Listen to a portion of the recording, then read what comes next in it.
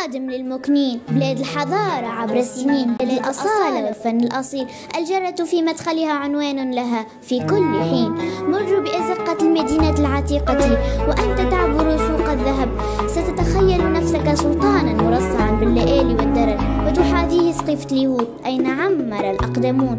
تدخل بعض البيوت العتيقة فتغريك المعالم والنقوش والزخارف الرقيقة، وناهيك عن قلالة المكنين فهي رمز لبلاد الأحرار. أما المتحف فهو المكان الذي جمع الآثار عبر الزمان.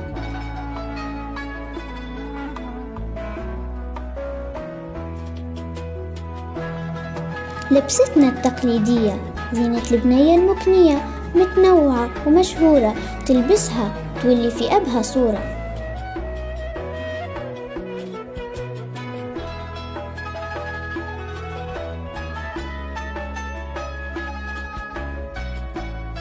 خلخال في الساق رنان، وفرملة مجدية بالعدس محلية، وفرق فوق الراس، والعصابة عاجبين تسحر العين، والكبوس فوق الروس، والكمامات بيها زهات ليديات، والقوفية ما تلقاها كان عند المكاكنية، والجليطة والخلخال والقلادة والتليلة وخاتم الليرة، حولية تزيد الزينة وتخليك في حيرة.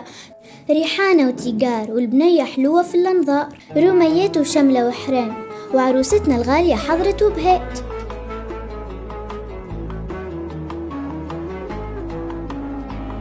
هذه عروسة مكنية كاملة مجلية في المحفل زاهية محنية. والآن ننتقل إلى عالم الإبداع. هنا الحرفة التقليدية إجلال وإكبار لصناع رجال بلاد الأحرار، يحميهم ربي الستار. طين صلب كالحجر يلين ليصبح وحل، أملس في اليد تحوله الأصابع لتحف تسر النظر، وأوان هي للأكل والطبخ مقر، ثم تجف تحت أشعة من ذهب لتنضج في الفرن بعد غد، وتزين حسب الذوق كما يراه البصر.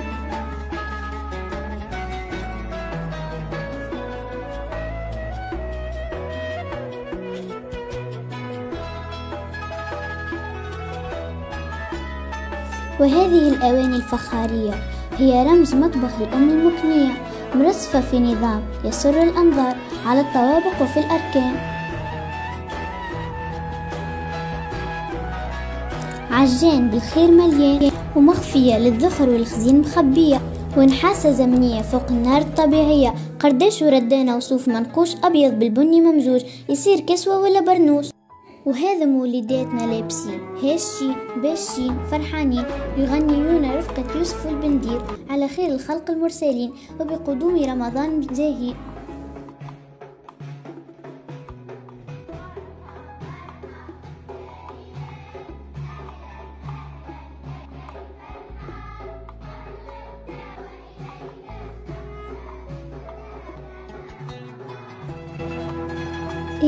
ايه ما احلى ريحتك يا رمضان.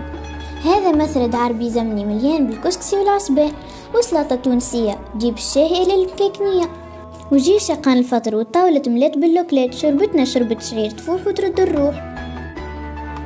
محلى اللمة الخالة والعمة، الحما والكنة عالطاولة ملمومين، وبعدما أكلنا ما لذ وطاب وصار البطن في أمان، لا حيرة ولا استفهام، جاء وقت السهرية، وقت كاس الشاي المعطر بالنعناع، طاب في الكانون وزيد ورشة بخور، ها هو في البراد وسربي يا أمي الحنانة، يجعلك بالخير ديما مليانة، وتطا راضية ديما فرحانة، في يدها طبق زلابية حمرا وصفرة.